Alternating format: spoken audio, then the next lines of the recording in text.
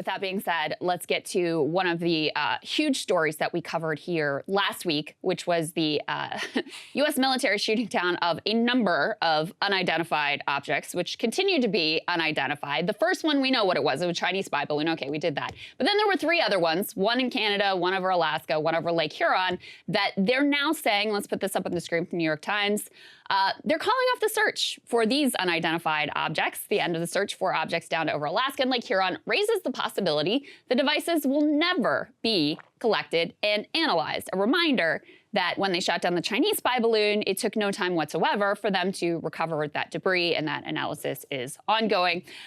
They say President Biden said this week the three objects were most likely research balloons, not spycraft. The military used comparatively fewer resources as a result to try to recover them.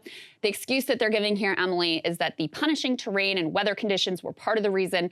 American authorities had been trying to reach remote areas of Alaska and Lake Huron for two of the objects, but on Friday, U.S. officials said the conditions just made it too difficult to pinpoint the objects. Canadian search for the third object was still continuing.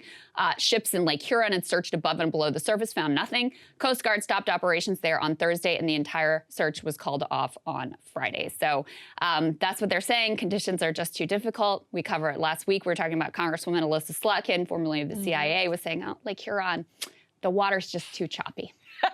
Apparently, U.S. military can't handle some choppy waters at Lake Huron, I guess, apparently, is what their story is. The water is very choppy. She's not wrong. As a Midwesterner, she's not wrong. The water is choppy. I was on vacation last week, and it was like every time I checked my phone, there was a new balloon spotted over American airspace. Right. It was like whack-a-mole with balloons. But this is, in the big picture, it makes it look, China has made us look embarrassing because, again, we have the first balloon saga, and now we look like we have no control or idea what's happening over our own airspace. So, like, you can debate whether or not Biden did the right thing. We still don't know what happened with the original balloon in terms of how it entered our airspace without anyone knowing, to the point where we're relying on a Billings Gazette reporter, the great work that he did to let us know what's happening in our own airspace, the public, let us know what's happening. We find out all of this other things that have been going on for years, and now we look like we are utterly out of control in our own. We lack control. We lack the ability to control and understand our own airspace. And this gets to, again, a bigger picture thing that both Russia and China have sought to exploit in the United States, which is our increasing inability to just function, to perform basic functions as a military, as a society, in academia, anywhere else. We just can't function as a country anymore. Well, and I mean, one of the potential more embarrassing results here would be, or possibilities here, let's put this up on the screen from Politico. There's a group of balloon hobbyists who say at least one of these could have been one of their balloons. And when we're talking about a balloon, we're like literally talking about a balloon, like a maybe $100 item that that they are involved with, like, you know, putting, I don't know what they do with them, but they said the description that they heard from some of the pilots indicated perhaps this was one of their balloons. They knew they had one in this general area, and then it went dark. Let me just read you a little bit of this. This is the Northern Illinois Bottle Cap Balloon Brigade. They told Politico, when I heard it was a silver object with a payload attached to it, that could be one of our balloons. The member was granted anonymity. The group has agreed not to talk to the media. That balloon, potentially a hobbyist balloon, although we really still don't know, was shot down by a Sidewinder missile that costs roughly $400,000.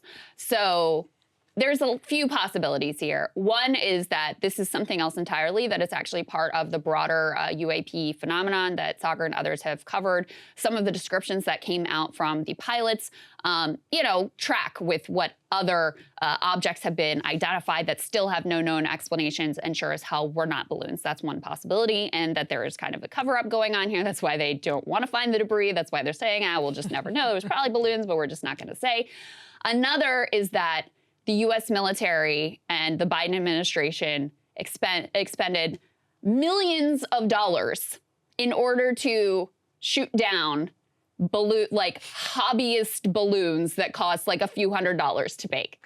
Yeah. So, I mean, none of these are none of these are really a good look for the Biden administration ultimately. Better yet, millions of dollars to shoot down the Chinese spy balloon at the very least, after it had already made its pathway through all of the like sort of sensitive airspace that it intended to. It gets shot down for millions of dollars worth of equipment afterwards, and now we're shooting down with millions of dollars of equipment hobbyist balloons because, again, we just can't function. We just can't even appear to be in control of our own airspace, of our own military, none of it. And again, if you remember the silly memes that Russia won, these won the election for Donald Trump, if you don't remember the Facebook memes in 2016.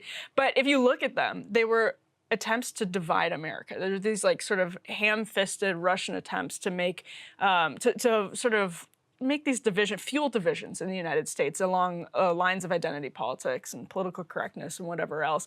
And that's exactly what our enemies are exploiting. And we just make their jobs 10 times easier because, again, we are that divided and we are like incapable of just doing basic things. Hey guys, ready or not, 2024 is fully upon us now, and Sagar and I have been brainstorming ways that we can really up our game for this critical election. Yeah, we rely on our premium subs to expand our coverage, to add staff, to upgrade the studio. We just want to give you the best independent coverage of this election, which is possible. So if you can help us out, become a premium subscriber today, breakingpoints.com, or the link is down here in the description video. It really means the world to us, and if you like what we're all about, this is the best possible way to keep us 100% independent, working only for you.